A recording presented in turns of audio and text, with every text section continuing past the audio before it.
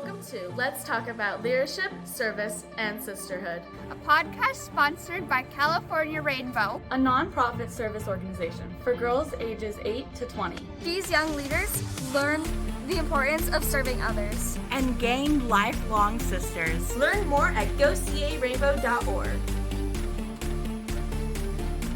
Welcome back to Let's Talk About Leadership, Service, and Sisterhood, a podcast by teens for teens. In today's episode, we'll be discussing preparedness and how us as teens can take the right path into our adult lives through careers or education. For those of you who have never tuned in before, hi, my name is Ashley. I am a past-worthy advisor of Vacaville Assembly and the producer of Let's Talk About Leadership, Service, and Sisterhood. Today, we're joined by fellow members of California Rainbow and some of our incredible alumni. Hi, I'm Aubrey, and I'm a past-worthy advisor of Natoma Assembly. Hi, I'm also Aubrey, and I'm Grand Charity and Representative to Washington, Idaho. Hi, my name is Kiara, and I am an alumni. I'm also a member of the State Publicity and Communications team, and I was past Grand Religion Representative to Alabama, Georgia, and North Carolina in 2019. I'm Emily Fontana. I am the Assistant Director of our Talent and Sports program with California Rainbow. I was also a grant officer. I was Maryland and West Virginia in 2008. Hi, my name is Hannah Hanlon. I am also an adult alumni, and I served as Grand Ready Advisor in 2019. Hi, everyone. Welcome. Let's get to it. My first question is for the girls. What grade are you currently in, and what are your dreams after high school? I am currently a junior in high school, and my dream has changed a couple times, but the dream that I'm on right now is becoming a cosmetologist. I'm also a junior in high school, kind of finishing up my junior year, and I have this all planned out so far. My dream after high school is to kind of just stay local for a little bit, to go to a junior college, to get my associate's degree. And then after junior college, my plan is to go to a university. I don't know where yet. But to start majoring in anthropology and getting a minor in forensics. And then during that, I also want to go and study abroad and learn about different cultures and do all the things. So, yeah. I am currently a senior. I graduate in 25 days, and I am then planning on going to a junior college in my area. And then after that, I'm planning to go to GCU, Grand Canyon University in Phoenix, Arizona, to get my nursing degree and then go into the NEET. Those were some lovely answers. Next question is for the adults. What was your dream for after high school? I can go ahead and start. When I was in high school, I really wanted to be an engineer, and so I was in a program in my high school that talked all about engineering. And that dream has changed a little bit. So when I was in my engineering program, I realized that, engineering is really cool and I really like it, but it's not the thing that I wanted to be doing for the rest of my life. So there are a lot of different dreams that I wanted to follow. So I ended up finishing my degree. I went straight to a 4-year college after high school, and then I ended up doing a master's degree afterwards. And the job that I'm going to be transitioning into next month will be as a project manager for the federal government. So I realized that, the lessons that we learn in Rainbow about public speaking and, presenting are things that I really love doing. And so project management is kind of a technical version of doing those every day. And so I really, want to do that. I also want to kind of explore marketing more. I was on the publicity and communications team when I was a grant officer. And so that's something that I'm, pursuing as a side dream. So like Aubrey said, pursue all of the dreams because you just don't know where they're going to end you. And I highly recommend just explore everything. Yeah, when I was in high school, I had this juggling of dreams, right? I wanted to pursue theater technology, but I also wanted to be able to provide for a family and be a mom. And it was how do I help people do my job in the creative sphere and then also be a good and active parent? So I went to junior college, got a job in food service, right? And then I would take classes for the jobs I was doing. So it started with my theater degree jobs, and then I moved into music as I moved into musical theater work. And then from there, I moved into paralegal work because I learned I had all these admin skills. And now I am a union organizer. So I use my networking skills from when I was in Rainbow to get people to work together for good contracts. So there are just a lot of ways that you find what you love through your current active study. I have a pretty similar transition through high school into college. I took my first biology course as a freshman in high school, and that's what I knew that's what I wanted to do for the rest of my life. But biology has so many different facets to it. I had to figure out which one I wanted to pursue. So since I didn't really know exactly what field of biology I wanted to go into, I stayed local and I went to my junior college. And like Aubrey, I didn't know where I wanted to go yet. And I just did a little researching and I transferred to Cal State University, Long Beach. And I just graduated in May of 2023. And I discovered that I really like molecular and cellular biology. And I just got hired as an associate scientist at a bioscience company that develops antibodies for cancer detection. So it's navigating what you want to do and how you're going to go about doing it. So, yeah, that's just how I ended up where I am. And networking, like Emily was saying, is extremely important because I wouldn't be where I am today if it wasn't for my network. That's how I got my foot in the door. And college and your education, and whether that's vocational school, trade school, anything, that you really need to make connections as well. Even though your knowledge and everything is there, sometimes it comes down to the connection you make. You need to, know someone. Unfortunately, is the case. It's not your merit, it's who you know sometimes. Girls, do you have any challenges that you're currently facing while trying to achieve your dreams? And do you want to ask the adults if they have any experience with it and what they would recommend doing? So for me personally, I get ahead of myself a lot. I have all these elaborate plans and I kind of forget that it's the present right now and I should just be living right now in the present, in the moment.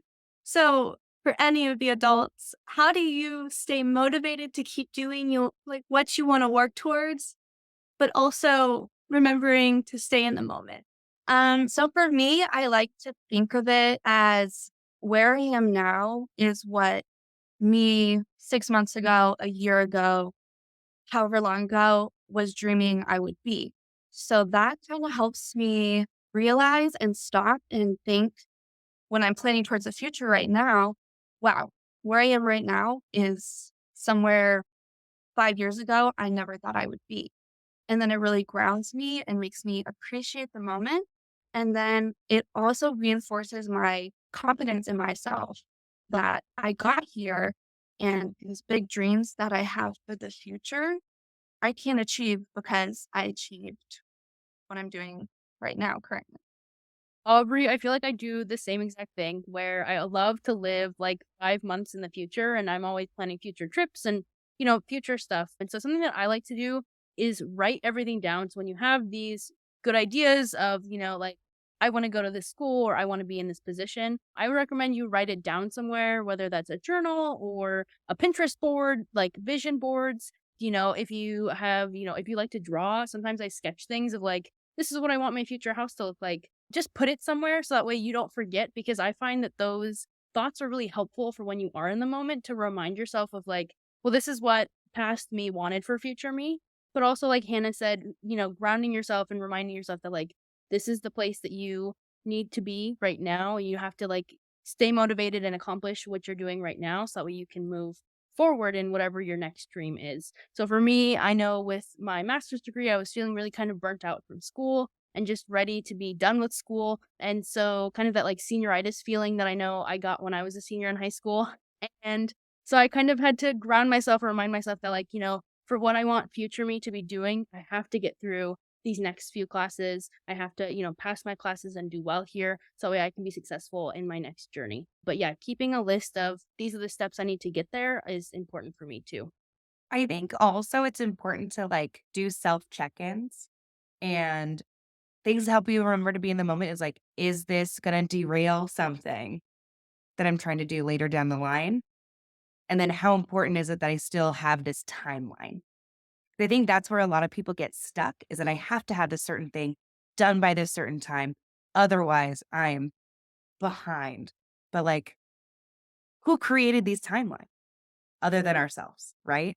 So I think taking the pressure off the timeline sometimes can help you allow yourself to live in the moment a little bit. Thank you, all three of you. Okay, so I have always wanted to go into the military and to become a nurse. That has been my dream since I was, I think, in third grade. Hasn't really changed. And I have set myself up to go into nursing school and everything. I've taken medical classes my entire 4 years in high school. And like I'm currently in our RP program, which allows me to work at the hospital. But I'm worried that once I do it and once I get my nursing degree, that I won't like it as much as I do now.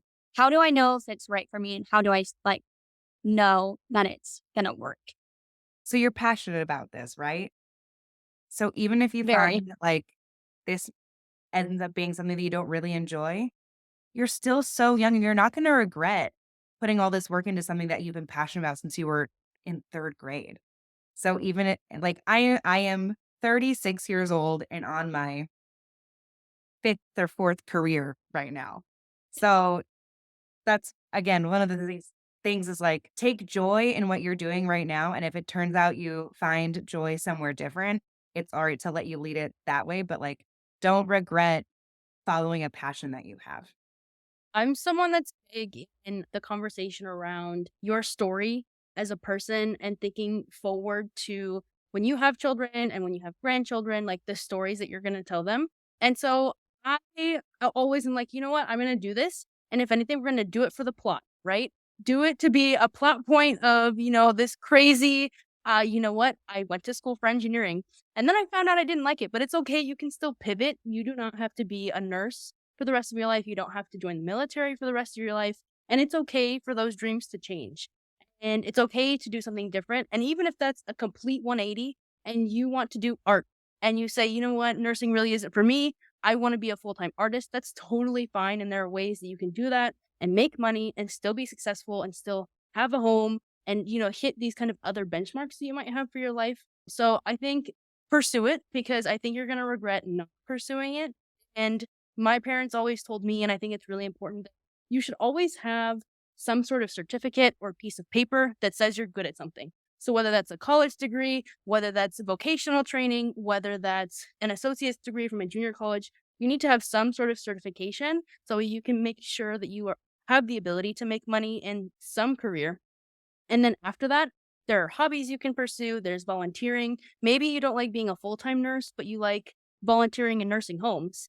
And that's one way that you can offer your skills in the profession that's not full-time, right? Because I have a friend that's in nursing school, and it's a little different than what she was imagining in high school, but there are still ways that she can contribute to the profession without being in a hospital 12 hours a day. So I say you should still go for it, and then if things change, that's totally fine. I agree. I think Kiara and Emily really hit the nail on the head there.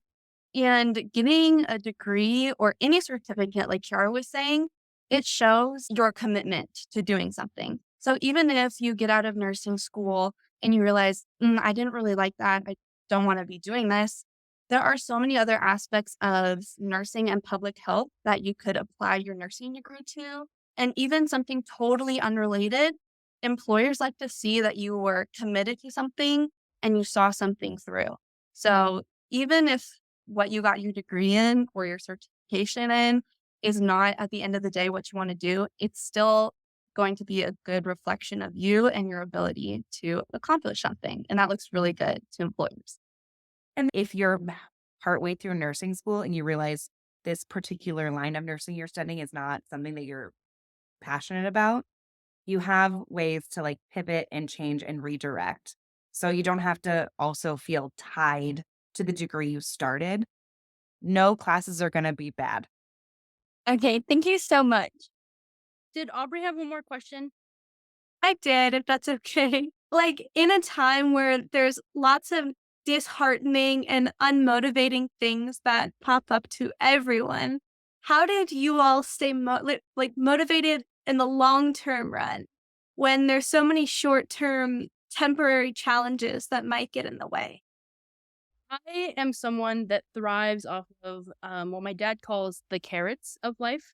And so there are little things, little treats that I put in front of myself to kind of make it worth, like, I don't know, going through. So for instance, I have been, saving my money so my friends and I can go to Disneyland in October. That's something that we have done every year, and it's expensive, so I have to save, throughout the year. But that's my little treat to myself to kind of keep myself going when times get tough. So other examples, I know a lot of people that are, in college or even in high school will save for like concerts.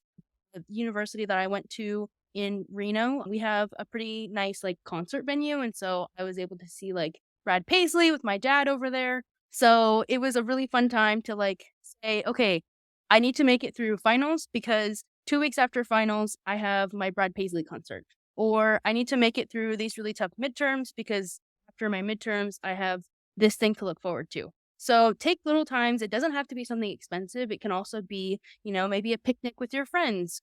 So there's little things that I kind of strategically place in my calendar to kind of reward myself for getting through the hard times. And that kind of is what makes the challenging times easier for me. And then it also kind of helps build on your story, right? So there's a lot of just crazy things that happen where, we had an opportunity to go see Brad Paisley.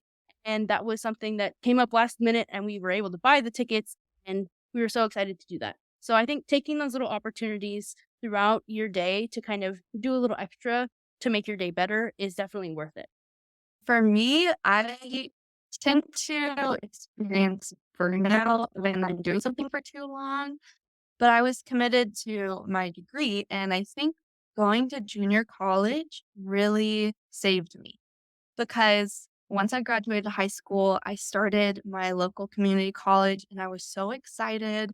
It was new, it was fun, it was just what I was hoping for, and then by my second to last semester at my junior college, things weren't as fresh, weren't as new. The workload was feeling kind of heavy. But then I had a transfer. And so that kind of reinvigorated me. I need to keep my grades up to transfer. I want to get into a good school. I did some research and I applied to a bunch of CSUs. And when I got those acceptances, it really boosted my love for biology and reinvigorated me. And then when I transferred to Long Beach, my first semester, so excited, so fun, so new. It just, reinvigorated me. And I was able to find that spark again. And then once I started finishing up at Long Beach, I was like, oh, the course load's getting to me. It's a little much. It's not as fresh, it's not new. But then I realized I'm graduating. That's huge. I'm the first person in my family to graduate from college. And then once I graduated, I was like, I got to get a job. And then the job was new, exciting, fun. And then at the job, I'm constantly learning new things. Even though it's in my field, it is so much more in depth that every facet of it is just something new and fresh and fun. And it keeps me engaged and focused on my long-term goal. So yeah, short term, if I just looked at it in little chunks, I could see myself getting tired and not as passionate about biology. But then I had another little goal to look forward to, which now is my career. And so I want to further my career and hope that this company wants to keep me around, hopefully give me good reviews on my annual screening and stuff like that. I feel like that also helped me get through junior college and then my 4-year university I transferred to and now my job. And I think it's important when you are feeling burnout and those little not so great things start to weigh heavy around your days. Those self check-ins, like those are really important. Like what brings you joy? And if something is not bringing you joy, then it's not serving you and you can't serve your community. So it's like finding the joy in what you do and being like, oh, such and such used to make me so happy. And it's not what's different. So it's just allowing yourself to like take time with yourself and to trust that like you know yourself best. So sometimes it's just, oh, I found this part of my job so fulfilling, and I haven't been able to do this one part so much anymore. So I'd like to revisit this. I had a really non-traditional career path because I never actually finished any of my degrees. Yeah. But it's because I would discover something new that brought me joy and passion in each job I was doing that helped me be brave enough to go after those new growth opportunities. Because when I was in college, I was also working at a roller skating rink and I like be able to choose music. So then I got an internship at a radio station. I didn't like the drive, but then I had started getting more into communications and then my music classes, which brought me back to musical theater. And I loved doing production and theater, but then I realized there's not a way to really provide myself some health care there unless I moved to a big city, which I didn't want to do. Then I leaned into my admin work, right? They're just like ways to discover things that you're good at and still be able to set yourself up for success. And I think it's part of it is just allowing yourself to be malleable and open. Thank you all. That was really helpful. And I'm really happy that I got that question answered. So the question I had is something that I know a couple people struggle with. The career I have been focused on at the moment is cosmetology. And the career that I was hooked on at first was childcare education. So I really wanted to work with kids in like the kindergarten or preschool setting. But something that I found is that people will try to talk me out of a job because they think I won't get paid enough. They think that cosmetology is considered not a job sometimes. There are people who say these things about the jobs that I've been considering. So, what would you say to people that have had that kind of struggle?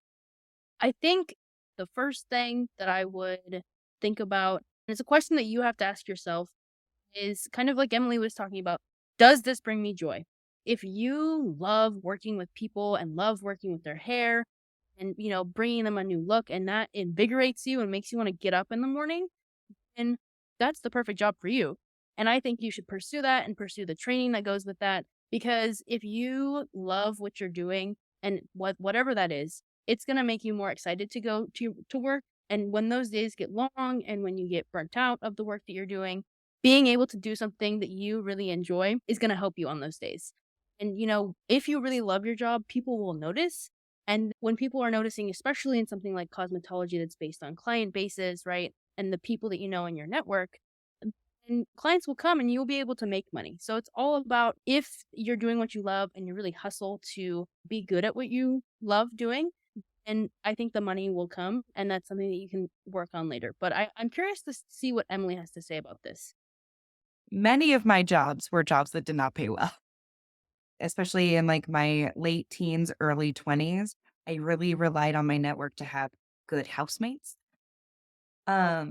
And the people that I lived with were also passionate in the art spaces. But my best friend went to cosmetology school and she has a very successful and thriving hair business in Livermore.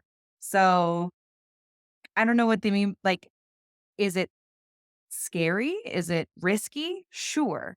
But there are absolutely ways to make money in these other professions. Also, collective bargaining really helps. So if you ever need help in a unionizing workplace, I got you. Yeah, and I feel like a lot of people forget that no matter how illustrious your career might be, you'll still want to go get your hair done. You'll still want to go get your nails done, your lashes done, your eyebrows done, whatever you want to do beauty wise, there's going to be demand for it. So I see an esthetician and I know she makes so much money because she charges the service that I get $65 for 30 minutes and she's booked out. So that she makes more than me in an hour. And I definitely feel like those people who are saying those things might be trying to look out for you, but I don't think that they really understand how that comes across to you because if it's what you're passionate about and what you want to do, you should do it. And though they're trying to give you advice, it kind of comes off as the wrong way, but you do you. And I've seen you with people. You have very good communication skills. You're very personable. And if you go into cosmetology, I'm sure you'll have a very strong, loyal client base that will be paying your bills and then some. So just follow your dream. Yeah, I think Hannah's right. I think people don't actually understand that there is quite a bit of money to be made in the field that you've chosen. But like, I also think that there is this very long history of thinking that there's a certain way you have to do things, right? You have to go to college, you have to get a degree. It's the only way you're going to get a job. But here's the thing, so many of those entry level jobs now demand a bachelor's or even a master's degree. And yet they still pay. I'm going to get on my soapbox. Sorry, friends. But then they still end up paying you close to or barely above minimum wage. And yet you've invested so much money in these degrees that are also putting you into massive debt. So how do they ever expect you to like build yourself out of that hole? So I think there are many ways for you to set yourself up for success. And just because there isn't a lot of money in the beginning, you clearly have all the skills and like we know you. You are kind, you care, you're a great listener. Like those are all the initial makings of someone doing hair, nails, any sort of like cosmetology service, right? Like you guys are part-time therapists essentially. So yeah, I think people just get really stuck into like, you have to do this and do this and do this to get this thing. But I think we're in a time of renaissance, I guess, when it comes to job trajectories. And so I think you can forge your own path, my friends. Thank you so much for all the responses. Our next question is going to be for our adults. How did you go about college and career preparation during and after high school? So if there's something specific that helped you prepare for life that you'd like to share, now's the time. I'm someone that went away to college, but my parents were not able to help me financially with that process. And so I relied entirely on scholarships. So I went to college almost debt free because of the scholarships that the Masonic family offers. And so I highly recommend that, in your senior year, you start looking at scholarships. And whether that's, again, for vocational school, junior college, or a 4-year college, there are lots of scholarships that will cover those costs.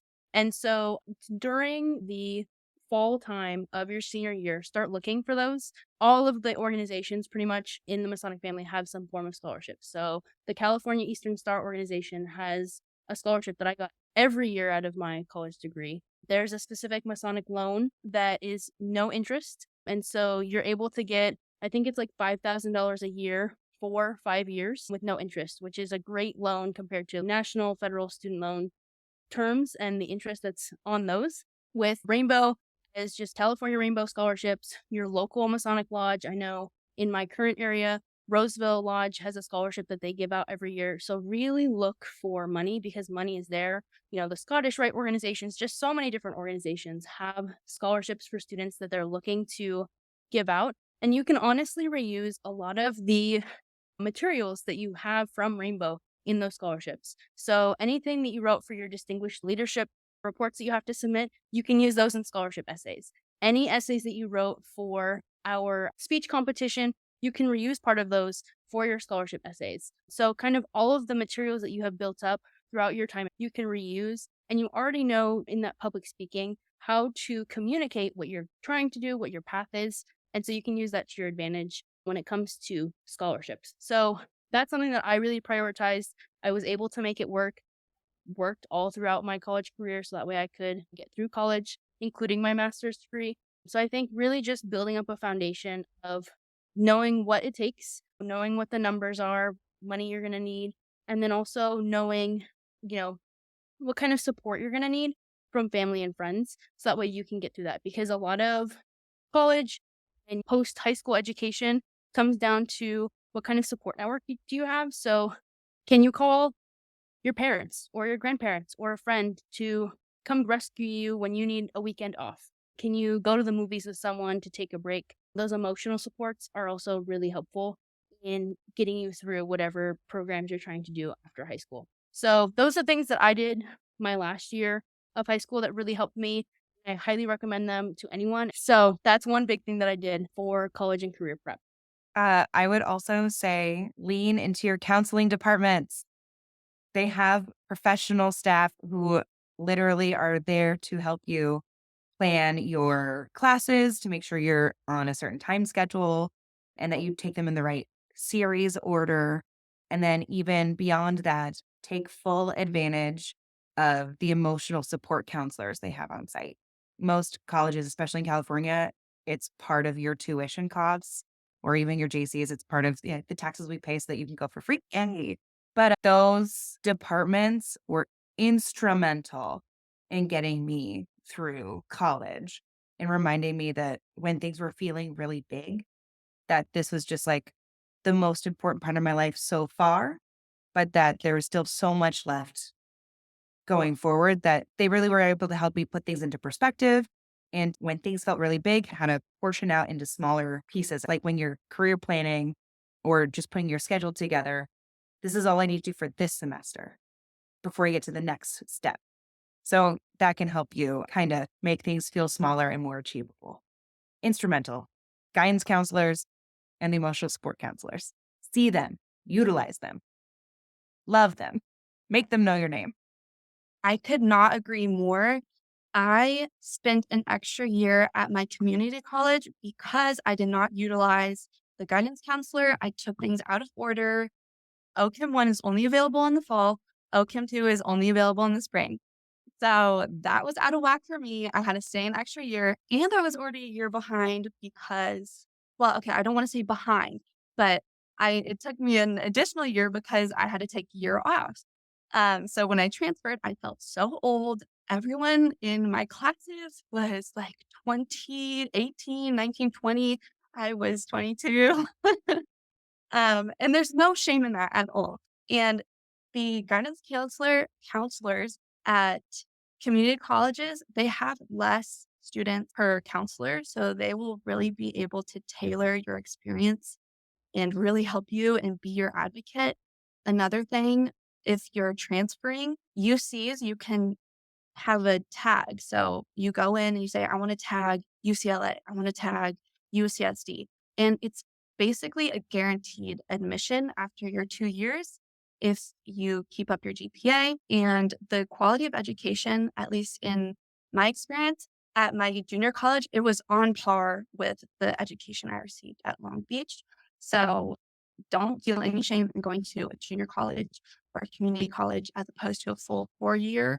And yeah, it wasn't free when I went, but I was able to pay for it through my job and Rainbow scholarships that I had received. And same thing with Long Beach. And my last semester in Long Beach, I also took advantage of the therapists on campus because I feel like I missed an opportunity. A lot of my peers had lab experience where I did not. I was limited by my own knowledge. I didn't know an opportunity was available to me that could have been. So really, really, if you want to do something at junior college, at your transfer college, at your 4-year university, research it because it will be available to you. I was too late to do any lab work under a professor. I found out about it my last semester and I wasn't able to do it. And I felt that was really going to set me back career-wise. And I was having really, really big feelings about this. And so, yeah, I took advantage of the therapist on campus and she was really helpful navigating me through that. So yes, definitely research your resources at your academic institutions. There are so many available to help you in any aspect. Some lovely answers. It definitely is going to help us girls in the future. I know that. I now know the importance of counselors. Thank you. So, adults, we've already kind of touched on this, but if you had to go back and do it all over again, is there anything that you really would do differently or something that you think you could do better? Is there anything that you think you could have changed? I think for me, because neither of my parents are in the field that I wanted to study, I didn't know about kind of the hidden things that you needed to look for, kind of like Hannah was talking about, where in my field, internships are really important. And I just didn't know what those looked like, how much they paid. And so I was staying at my summer job in my town when I could be working for a different company, making double or triple at an internship, which I didn't know, what they would pay and what that all looked like. So I think my biggest recommendation is join clubs and organizations. I joined Greek Life and was able to meet a network of people that are all in my field because the organization was built for women in STEM. And I think having both that emotional support network was really helpful for me, but then also the resources that they would talk about on our Facebook group. That's how I got my current job, was from a posting in our alumni Facebook group. So really build your network, get a LinkedIn. Honestly, you could get one right now and start connecting with people, because you never know what opportunities or jobs are available from people that you already know. And those opportunities are something that your professors may not tell you, that you might not learn in your classes. And so really, really highly recommend just join those clubs, join the organizations, join the professional societies, whatever they are, because knowing people really does help when you're looking for those full-time opportunities and those little hidden things that no one tells you about. Yeah. And if you haven't already, start working on your resumes, even if it's just listing your educational successes and your successes like in Rainbow. Honestly, I even put like, I am majority Joe's daughter. I am fast grade officer at Rainbow. And I fully got my first admin job because the man running the restaurant that I was being hired to be his wife's assistant, and she was the owner, he had been in DMLA. So he's like, oh, you know what you're doing. And I was like, do I? So yeah, just list it all. And every time you get hired, add your new job, because you never know when you might need it next. Yeah, I agree with Kiara and Aubree. I would have researched my opportunities a lot better. I wanted to do undergraduate research with a professor. I found out about it my last semester. It was only one unit because you usually take it over multiple semesters, and I wouldn't have had enough units to graduate. So if I would have researched that opportunity, I would have been able to do it, even as a transfer student. And I really recommend networking. Joining clubs is incredibly important, not only for your future career because of your network. Kiara got her job through her network. I got my job through an alumni network, but also as a transfer student, relationships and friendships. I knew no one when I transferred, and a lot of people already had established friend groups because they dormed together or they've seen each other in classes for 2 years prior to me ever being there. So clubs related to your major and clubs related to what you like to do, your hobbies, your interests are really important in really making your college experience fun and successful and worth every pretty penny. Thank you so much, ladies. This has been a fantastic episode with you all. We all really hope that you have enjoyed this episode and maybe even taken something from this episode for yourselves. I know that I particularly loved hearing about everyone's dreams after high school, whether it was from our girls or our adults. Everyone's answer was really inspiring. Thank you to our incredible guests, Kiara, Emily, Hannah, Aubrey, and Aubree. We post a new episode of the podcast every month, so please subscribe or follow our podcast on Apple, Spotify, or wherever you regularly listen to your podcast. And tune in next month. Until we meet again, I'm Ashley. You're listening to Let's Talk About Leadership, Service, and Sisterhood, a podcast for teens by teens. Goodbye.